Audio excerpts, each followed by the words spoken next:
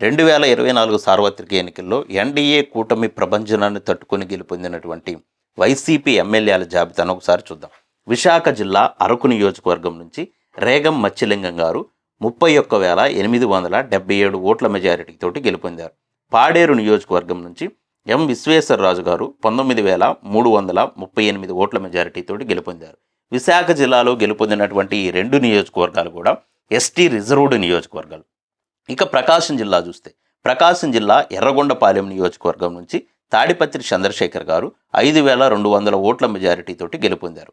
దర్శి నియోజకవర్గం నుంచి బూచేపల్లి శివప్రసాద్ రెడ్డి గారు 2,456 ఓట్ల మెజారిటీతోటి గెలుపొందారు.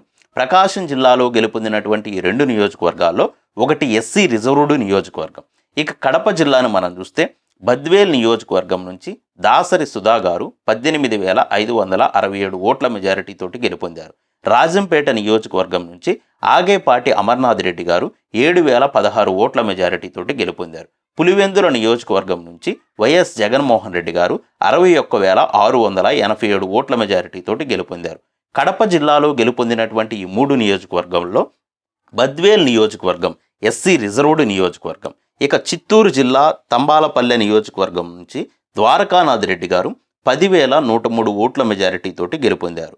పొంగనూరు నియోజకవర్గం నుంచి పెద్దిరెడ్డి రామచంద్రారెడ్డి గారు 6,095 ఓట్ల మెజారిటీతోటి గెలుపొందారు.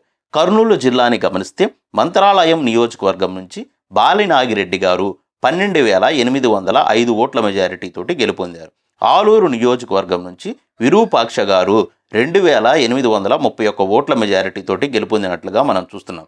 మొత్తం గెలుపొందినటువంటి 11 నియోజకవర్గాల్లో వైసీపీ రెడ్డి సామాజిక వర్గానికి, ఎస్టీ సామాజిక వర్గానికి, ఎస్సీ సామాజిక వర్గానికి సంబంధించినటువంటి ఎమ్మెల్యేలే మెజారిటీగా కనిపిస్తున్నారు.